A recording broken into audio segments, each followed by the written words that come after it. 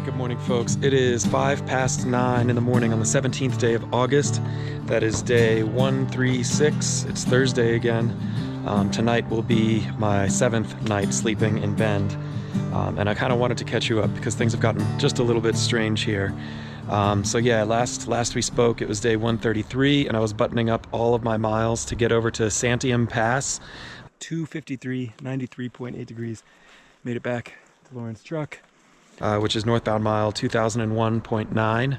Santiam Pass, of course, also Highway 20. That's kind of like the natural bail point for Bend. Well, you know, I had taken Lauren's car back into Bend, Lauren's truck back into Bend, but I didn't really make it back to the car until almost 3 or a little after 3, and then it's an hour to drive back to Bend. Initially, I had been hoping that on that day 133, I'd be able to pack up and dispatch all the boxes I needed to get out for Washington, but I mean, it's like an hour drive, as I said, it's like an hour drive back on Highway 20 from D Right or whatever, Highway 242. And so it took me like an hour to get back. So I was back in town around 4:30. And at that point, it became pretty clear that there was not a chance I'd be able to get up all the groceries and kind of parcel off all the different packages I needed for Washington, as well as get them off to the post office and stuff. So I'd kind of resigned myself to taking a zero on day 134. Which is what wound up happening, but I did wind up buying all the groceries I needed for all of Washington, basically for the whole rest of the trail, I should say. Initially, I was only planning on getting a few boxes out to Washington, those being to White Pass, Snoqualmie Pass, Stevens Pass, and Stehekin. Those are the 4 boxes I was planning on getting out, but then it occurred to me as well that this weekend up in Cascade Locks, which is just about 150 trail miles north of here, is PCT Trail Days, and it kind of occurred to me that likely any of those small grocery stores in Cascade Locks or even Trout Lake, the next stop, would be totally crushed. I expect there'll be a huge bubble in for Trail Days. So as I was getting all those packages together, I thought, well, the heck with it, I'll just buy a couple extra jumps worth of food. So I wound up putting together six resupply boxes, which is, again, all the food I'd need for the whole rest of the trail, hopefully. So I parcel, you know, I bought up whatever it was, $500 or $600 in groceries just to get me through the rest of the trail, and then took a considerable amount of time sort of portioning all that off. So you can kind of see I have individual rows of food lined up so that I could kind of stay organized, stay consistent, make sure that hopefully when I do dispatch these items and then claim them on the other side, that they have everything I need. So that was 6 resupply boxes, the first of which to Cascade Locks, which is mile 2149.8, the second of which to Trout Lake, which is mile 2231.6. I should say, so Cascade Locks, I got together like 81.8 miles worth of food to get me to Trout Lake, which is 2231.6. I got 66 miles out of Trout Lake to get to White Pass, which is mile 2297.6, and then I got 98.2 miles out of White Pass to get to Snoqualmie, which is mile 2395.8, and then 71 miles out of there to get to Stevens Pass, which is mile 2466.9, and then 107 miles out of Stevens Pass to get to Stehekin, which is mile 2574.6, and then out of Stehekin it's 89 miles even to get across the Canadian border and up to Manning Park, which I don't really know how I'll get home from there, but I'll figure that out eventually. I think there's a couple buses or hitches or something like that. Either way, Manning Park is like 200, over 200, just about 200, I don't know, miles east of Vancouver, which would kind of be where I would target to bail from there and figure out how I get around from Vancouver. Anyways, so I had planned on taking that 0 day on day 134 and then starting again on day 135. Indeed, there's a wonderful trail angel here in Bend called Jeff, and his wife Lucy put me up and fed me that night on the 34th. I did, by the way, also, in addition to like packaging up all these packages and all this food and then dispatching them to both the post office and UPS for those locations which don't receive postal service, I did also very much detail Lauren's house and make sure that it looks good for his return.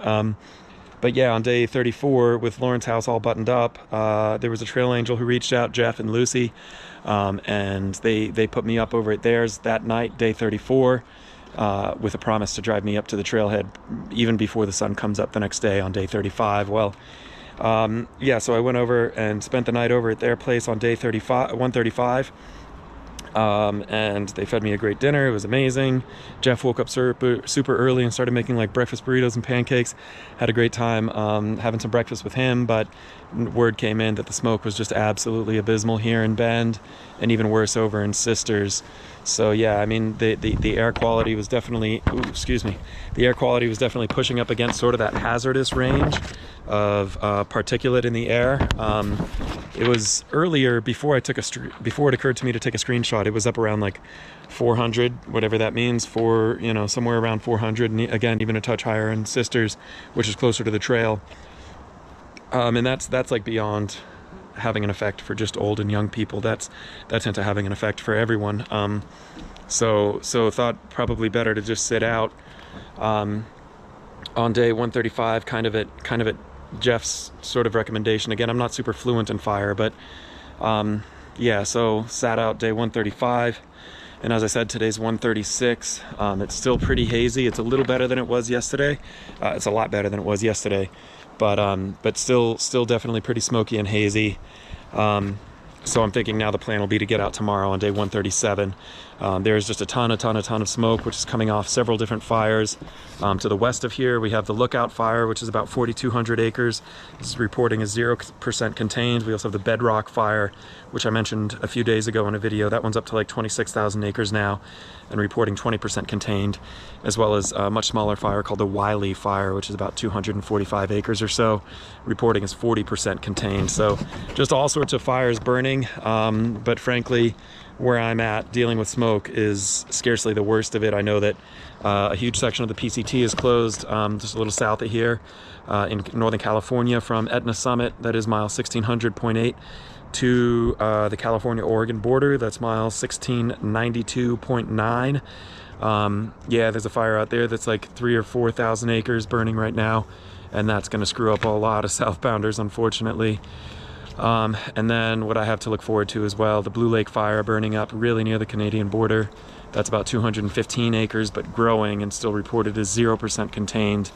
And then there's a couple of other closures going on up in Washington. So, you know, I know that, you know, starting around mile 2,500 or so, there's a few closures happening up in Washington. But again, that's still about 500 miles from where my marker is on the trail right now. So I'm hoping, I'm just trying to stay optimistic and hoping I'll be able to get through. But anyways, again, you know, today is, I hate to even admit it, but today's like my third zero. Today sitting out smoke, yesterday sitting out smoke, and the day before just kind of getting my packages together and dispatched off to Washington. And frankly, we'll just kind of see how it all goes. I do have all of my chores well done. They were done 2 or 3 days ago, so I don't really have anything to keep me busy, which is part of the reason why I'm making this video. So anyways, just kind of wanted to catch you up because it's been a long time since I spent a full week in one town. But those are the reasons for it. Mostly just trying to take care of getting parcels off and minding smoke and air quality alerts and issues. So I'm thinking today probably I'll just kind of hang tight, process up this video, quadruple check all of my gear, which I've already checked 100,000 times, but also try and eat as much food as I can. And then honestly, I'm thinking I'll probably just see if I can't track down a hardware store that still has N95s in stock. And while it sounds completely abysmal to me even trying to hike in a respirator mask, I think I'd feel a lot better if I just have 1 or 2 in my pack for the rest of the trail, just in case smoke does become crazy and I need to try and protect myself. So yeah, that's kind of where we're at. I'm gonna get in here, process up this video.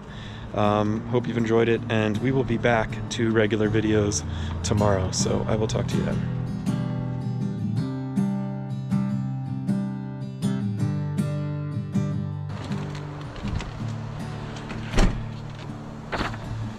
All right, hello folks. Well, it is like, I don't know what time.